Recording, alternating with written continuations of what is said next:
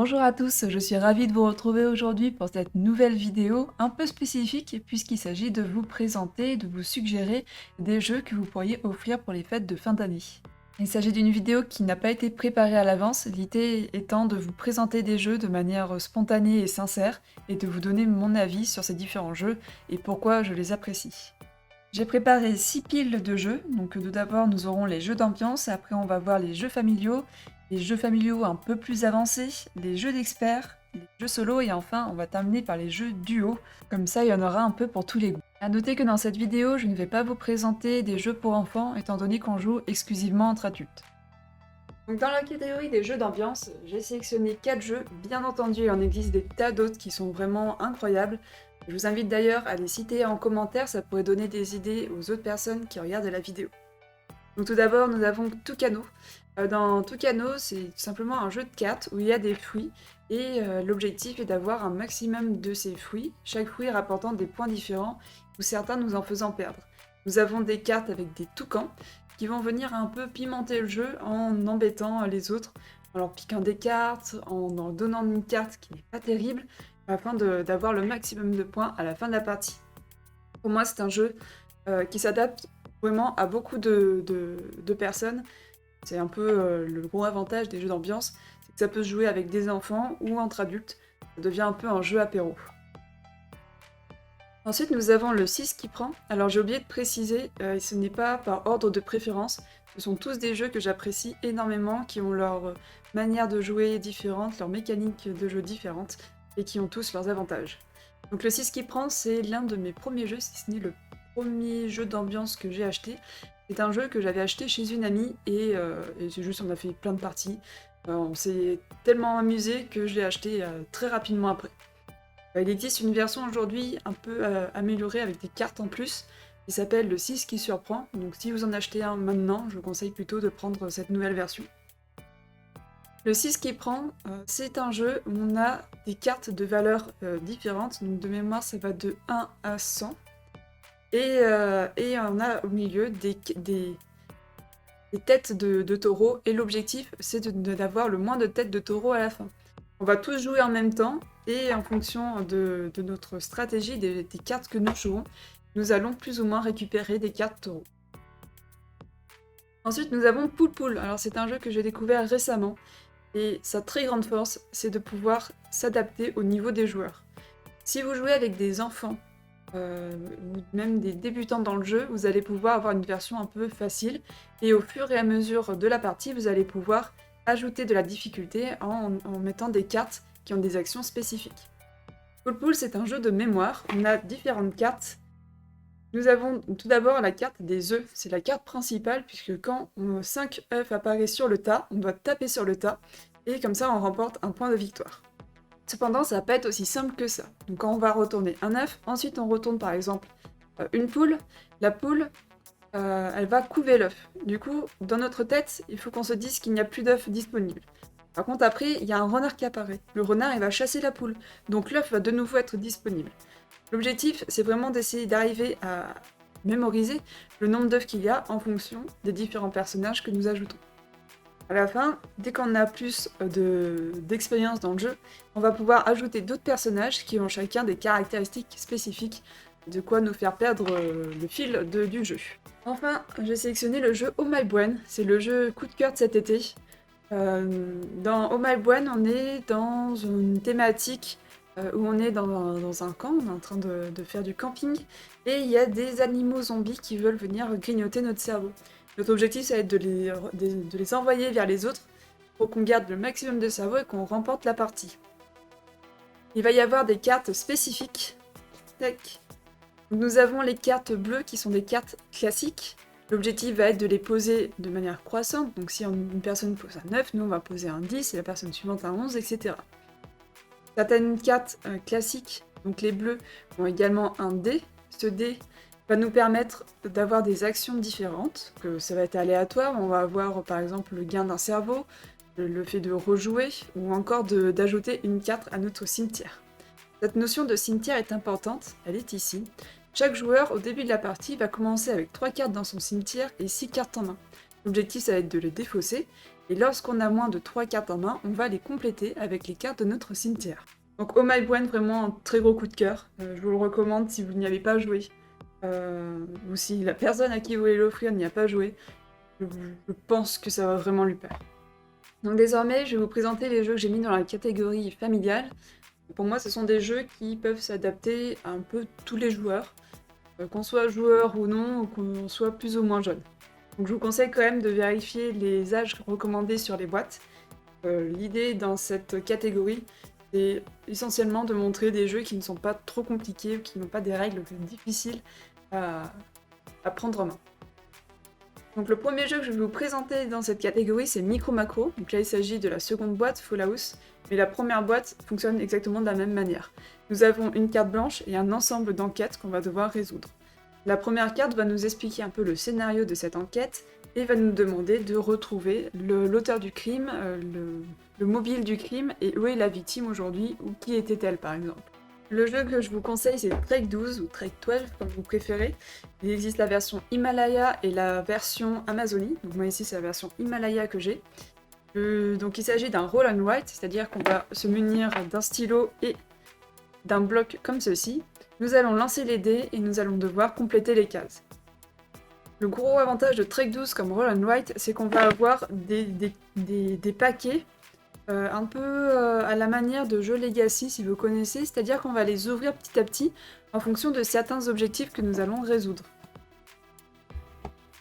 Je trouve que c'est un très bon jeu pour les personnes qui aiment le roll and write ou même les personnes qui débutent dans cette catégorie.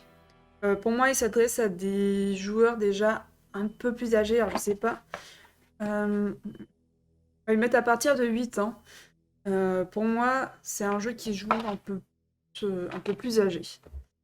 L'autre jeu, mon jeu préféré de Flip and Write, donc on est un peu sur le même principe, sauf qu'au lieu de lancer des dés, on va retourner des cartes. Du coup, mon jeu préféré, c'est Welcome to Your Perfect Home. On va se mettre dans la peau d'un architecte et on va devoir compléter les différents quartiers qui vont nous rapporter un certain nombre de points. À chaque tour, on va retourner des cartes. Nous allons avoir des cartes avec des numéros et des actions à côté qu'on va devoir utiliser.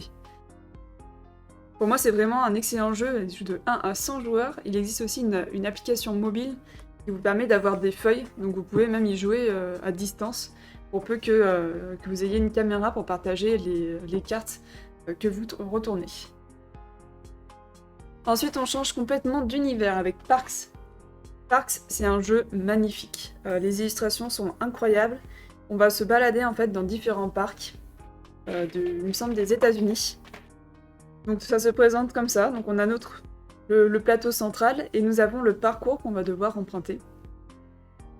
L'objectif, ça va être de récupérer un maximum de parcs qui sont ici, grâce aux jetons qu'on va pouvoir récupérer sur le parcours. Parks inclut un mode solo, que je trouve également très bien réussi. On est sur un jeu assez facile d'accès qui va nous faire un peu voyager et découvrir des parcs des États-Unis.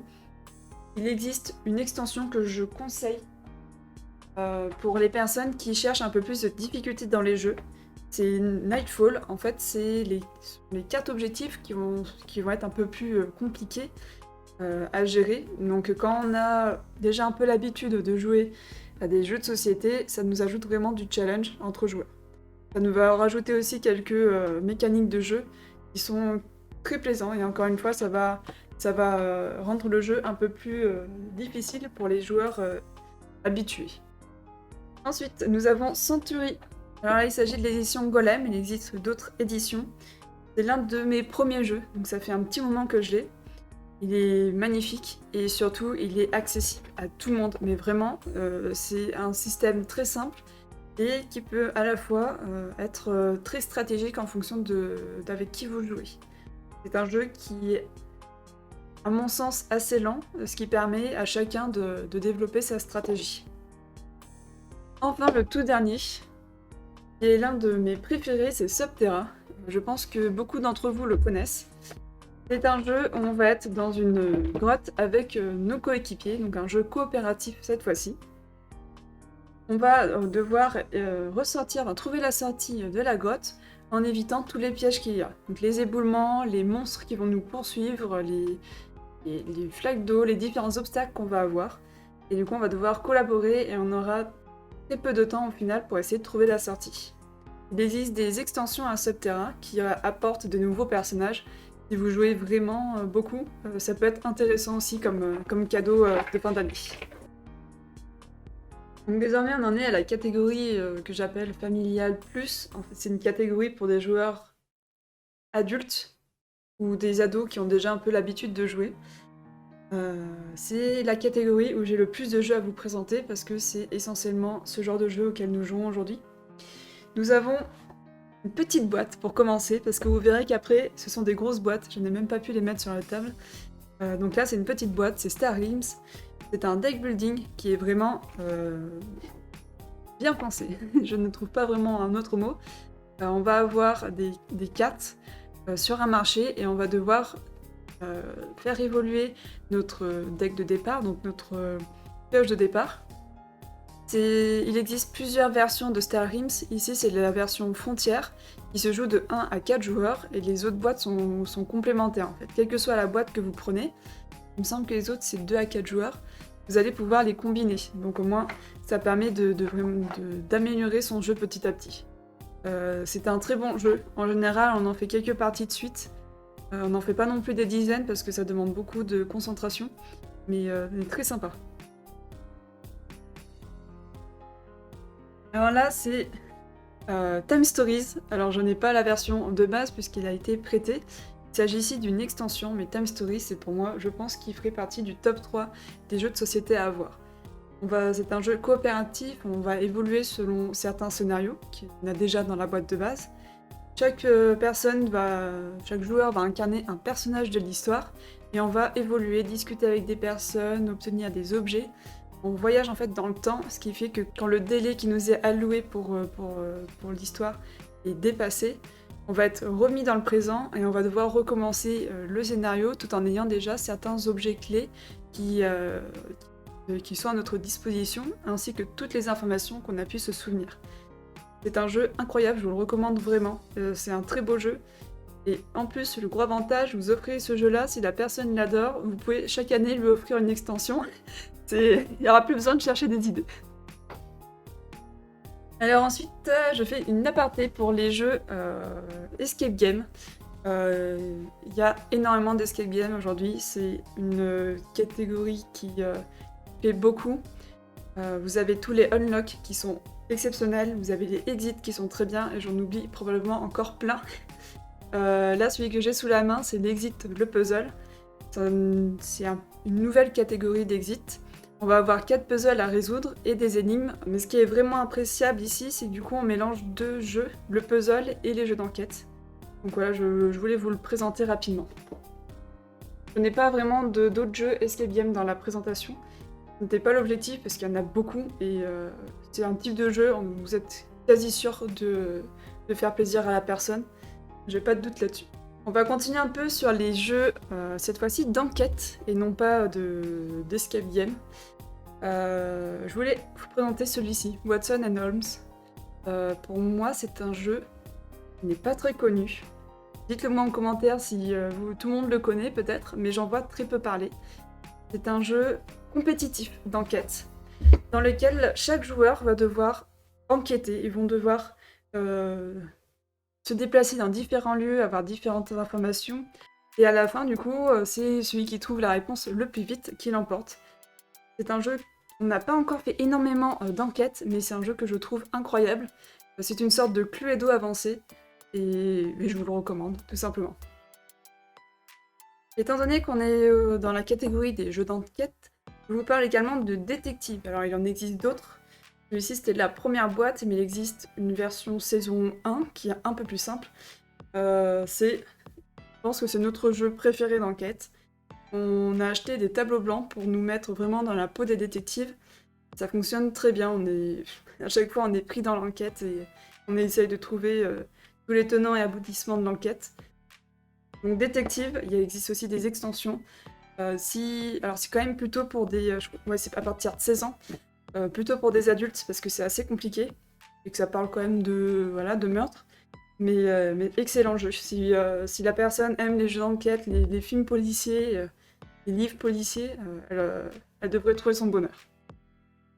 Donc désormais, je vais vous présenter Paper Tales. Pour moi, c'est un jeu coup de cœur dont je ne saurais pas vraiment expliquer pourquoi. Dès la première partie, j'ai trouvé ce jeu génial. Il existe en print and play si vous voulez tester avant. Pas aussi beau que celui-ci, mais au moins le principe est le même. Vous avez votre royaume, donc vous allez construire des bâtiments qui vont vous apporter des avantages, et vous allez recruter des personnes dans votre village. Ça peut être des guerriers, ça peut être des fermiers, ils vont tous avoir des compétences différentes qui vont vous permettre de faire évoluer votre royaume et d'aller chaque tour combattre vos adversaires. En fonction de vos résultats, vous allez avancer sur la piste de score. Et la pépite de ce jeu, c'est le fait que vos cartes vont vieillir à chaque tour. C'est-à-dire qu'au bout de 2 tours, vos cartes vont mourir. C'est-à-dire qu'il y a certes une partie de chance au début, et encore qui est contrôlée par du draft, mais à chaque tour, en fait, vous allez devoir revoir votre stratégie en fonction des cartes que vous avez en main, qui permet à chacun d'avoir une seconde chance, et c'est un jeu très équilibré. Je vous recommande l'extension, qui est très bien faite pour le mode solo essentiellement, parce que sinon ça ajoute 2 personnes, mais le mode solo est très bien intégré, et apporte vraiment du challenge pour les joueurs.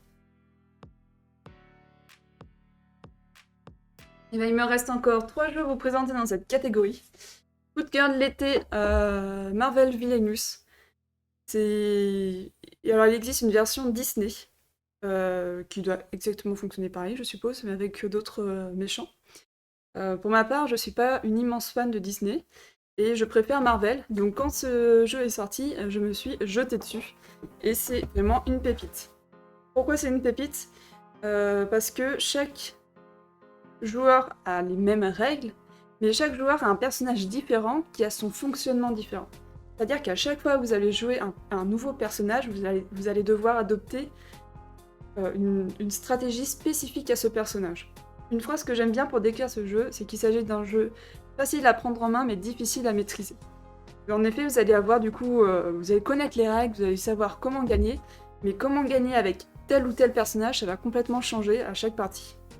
Quand vous jouez à plusieurs, vous allez devoir aussi faire attention à comment évolue l'autre personnage, puisque vous n'avez pas les mêmes objectifs, et du coup, il va évoluer différemment de vous, mais il peut être potentiellement plus près de la victoire que vous. Petit warning cependant, c'est marqué de 2 à 4 joueurs. Pour moi, il se joue essentiellement à 2 ou 3 joueurs.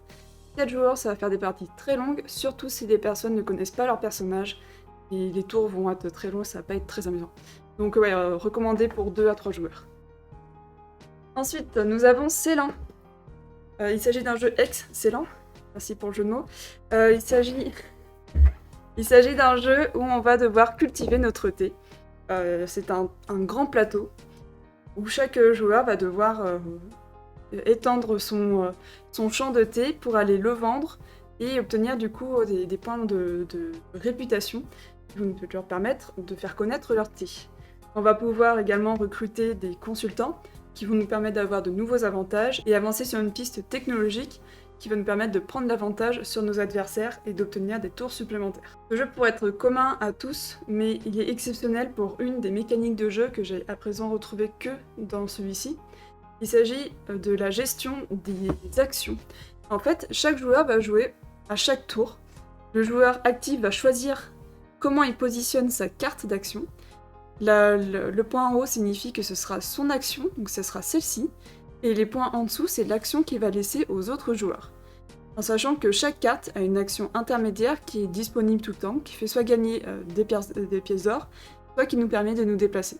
Donc quand on joue, quand c'est notre tour de jeu, on doit à la fois essayer de voir notre jeu, comment il va pouvoir évoluer, mais aussi savoir ce qu'on laisse à l'autre joueur, et quand c'est au tour de l'autre joueur, de savoir comment nous on peut faire évoluer notre stratégie au mieux pour pouvoir nous débloquer pour la suite.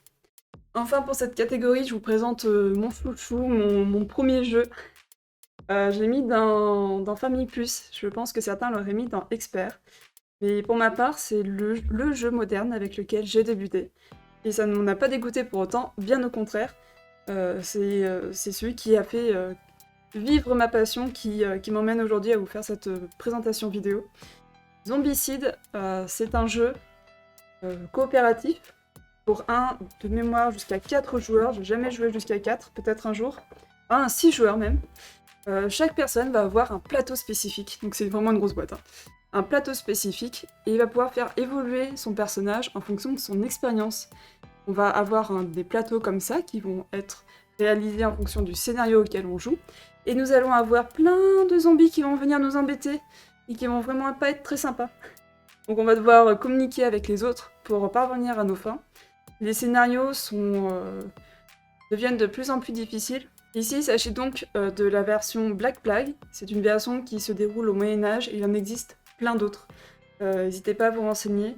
Donc on en arrive aux jeux experts. Alors, moi, les jeux experts, c'est pas des jeux qui sont réservés aux personnes qui jouent depuis des années à des jeux de société. Ça signifie que les règles sont plus complexes, que la mise en place peut être un peu plus longue, et que du coup, il faut être un peu persévérant. Donc à moins que le thème soit vraiment un coup de cœur, je déconseille d'offrir ces jeux pour une première initiation aux jeux de société.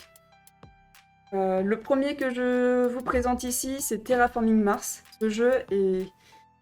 alors je peux pas le retourner parce qu'il est rempli de matériel. Et je vais vous montrer le matériel. Hop. Voilà, regardez-moi tout ce matériel.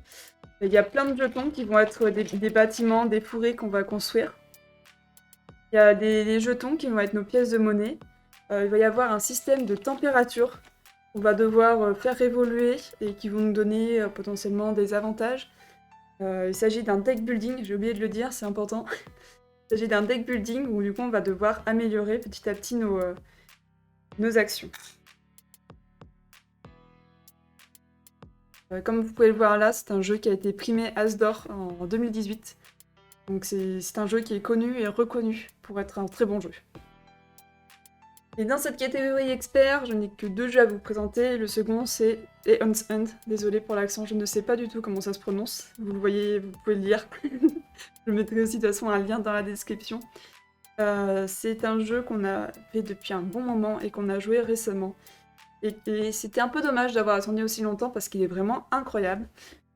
Hop, on va pouvoir y jouer en solo ou jusqu'à 4 joueurs, chaque personne ayant un personnage, et on va devoir affronter un Némésis, une créature surpuissante, qui va petit à petit faire des bébés monstres, mais pas si bébés que ça, puisqu'ils vont être un petit peu coriaces à tuer, et du coup, nous, on va devoir faire évoluer notre personnage, débloquer des compétences pour les taper et taper le Némésis. Le Némésis, son objectif, ça va être de détruire notre village, et du coup, on va devoir essayer de l'empêcher au maximum. Prochainement, il va également y avoir la version Legacy qui va sortir. Ça peut être un très bon cadeau aussi à faire, alors plutôt effectivement une personne qui a déjà joué à des jeux de société. Sinon, vous risquez de lui faire un peu peur avec cette boîte. Les règles sont aussi un peu longues, mais de la même manière, une fois qu'on les a lues et qu'on a compris comment ça se jouait, le jeu est très fluide. Et voilà, c'est un excellent jeu. Je pense qu'il est aussi partie des jeux qui sont connus et reconnus dans le secteur. Donc on en arrive aux jeux solo. On a beaucoup de jeux solo, certains qu'on joue plus qu'à d'autres. Récemment, nous avons Mini Rogue qui est entré dans notre ludothèque. C'est un jeu avec au final peu de matériel, mais qui fonctionne super bien. On va créer notre donjon avec les cartes et on va avoir notre personnage qui va évoluer dans le donjon, donc en avançant sur les... Hop, mise au point. En avançant dans le donjon, on va descendre des étages et on va avoir petit à petit des monstres, des pièges qui sont de plus en plus forts. C'est un jeu qui se joue en solo ou à 2, ce qui permet de le ressortir assez souvent.